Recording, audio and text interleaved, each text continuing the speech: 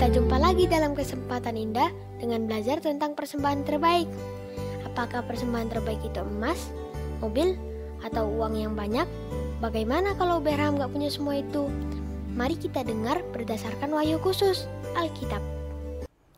Shalom anak-anak semua, mari kita sama-sama berdoa. Bapa kami yang ada di dalam sorga, hari ini kami bersyukur dan berterima kasih kepadamu, karena tak pernah berhenti kasih Tuhan itu menolong dan menopang hidup kami. Sehingga sampai hari ini kami masih boleh beriman kepada Tuhan Yesus. Tuhan, tolong sebentar kami akan merenungkan kebenaran firman-Mu, supaya dengan pertolongan Tuhan kami juga boleh melakukan kebenaran firman Tuhan. Dalam nama Tuhan Yesus kami berdoa. Amin.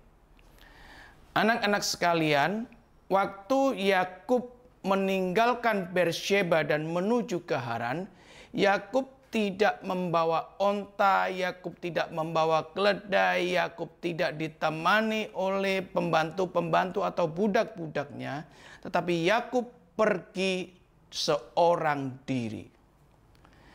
Sekalipun Yakub tidak membawa apa-apa itu, tetapi Yakub membawa hal yang sangat membuat dirinya merasa tidak nyaman, yaitu rasa takut akan dibunuh oleh kakaknya Esau, rasa takut betapa banyaknya orang-orang jahat di perjalanan, dan banyak binatang buas yang ada di tengah-tengah perjalanan.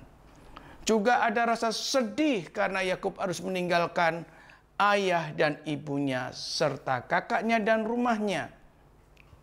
Jadi memang Yakub benar-benar saat itu seorang diri. Yakub tidak punya pengalaman pergi berjalan jauh dengan seorang diri. Apalagi jarak dari Beersheba ke Haran itu jauhnya 720 km. Kalau ditempuh dengan jalan kaki sekitar 20 sampai 30 hari. Itu satu perjalanan panjang yang cukup melelahkan, apalagi disertai dengan rasa takut. Ketika Yakub berjalan, matahari hampir saja terbenam. Yakub pun sudah merasa lelah.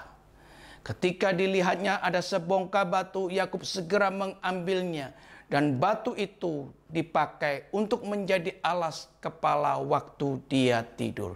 Karena rasa lelahnya yang luar biasa itu, Yakub segera tidur dengan lelap. Tetapi waktu Yakub tidur dengan lelap itu, Allah menjumpai dia. Dengan cara apa? Dengan cara Yakub bermimpi. Bermimpinya ada sebuah tangga yang dari bumi dan ujungnya sampai ke langit. Di situ malaikat naik dan turun kembali ke bumi. Dan yang lebih hebat lagi, Allah menampakkan diri kepada Yakub, berdiri di sampingnya. Dan Allah itu memperkenalkan dirinya.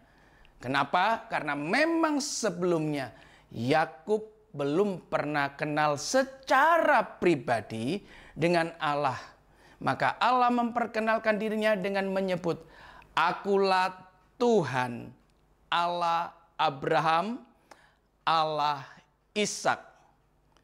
Aku akan memberikan tanah di mana engkau berbaring menjadi milikmu dan menjadi milik keturunanmu. Aku akan menjadikan keturunanmu banyaknya seperti debu tanah. Aku akan menyertai dan melindungi engkau. Aku akan membawa engkau kembali ke negeri ini. Aku tidak akan meninggalkan engkau. Dan apa yang kujanjikan akan selalu kulaksanakan." Wah, sungguh luar biasa. Tuhan menjumpai Yakub yang sedang dalam ketakutan. Ketika Yakub setelah bermimpi itu, tengah malam itu juga Yakub terbangun dan tidak bisa tidur lagi.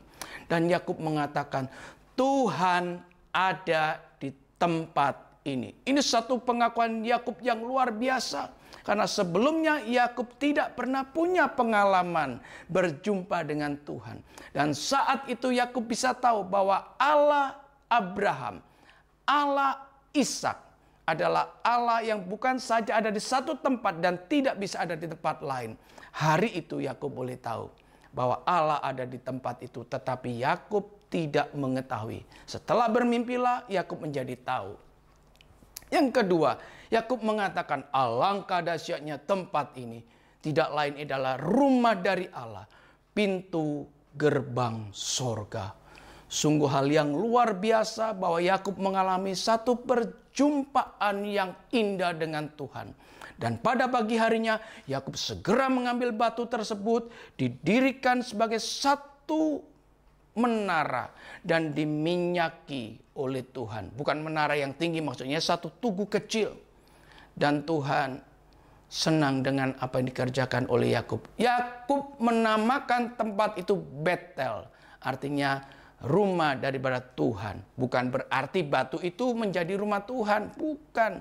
Itu satu hal yang Yakub inginkan, bahwa di tempat itu Tuhan ada. Satu kali kelak Yakub akan bangunkan mezbah dan di situ Yakub akan memberikan persembahan kepada Tuhan.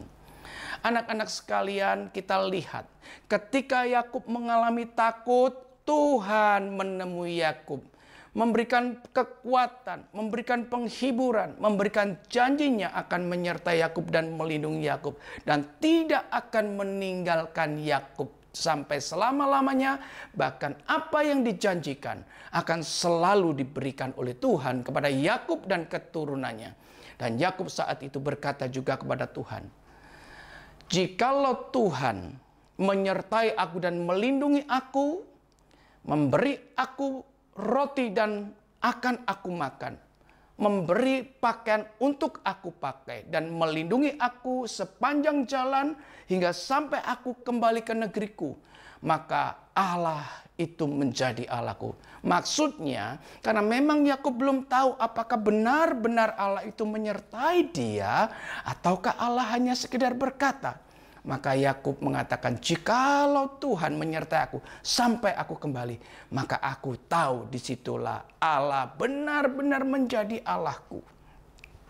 Anak-anak sekalian, ada juga hal yang lebih indah juga Yakub waktu itu utarakan atau katakan kepada Allah.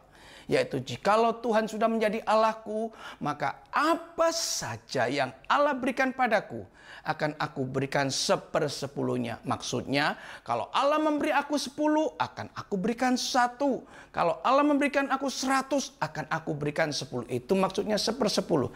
Nah, dari cerita ini kita boleh tahu bahwa ketika Allah mengikatkan dirinya melalui perjanjiannya kepada Yakub, maka Yakub pun berjanji dan mengikatkan dirinya kepada Allah.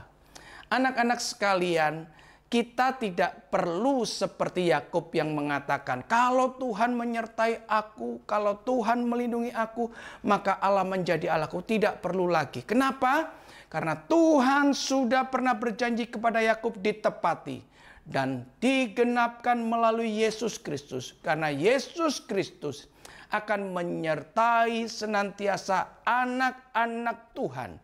Dari sekarang sampai akhir zaman, Tuhan Yesus datang kembali.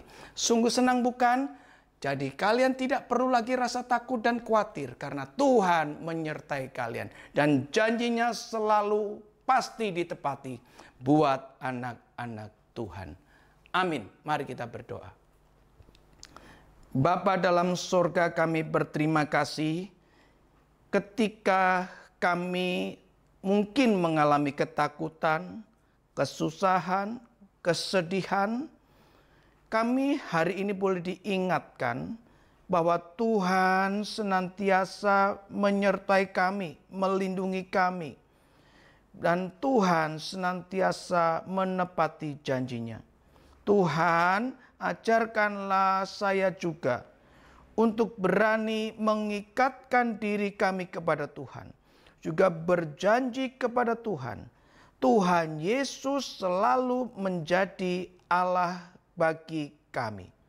Terima kasih Tuhan.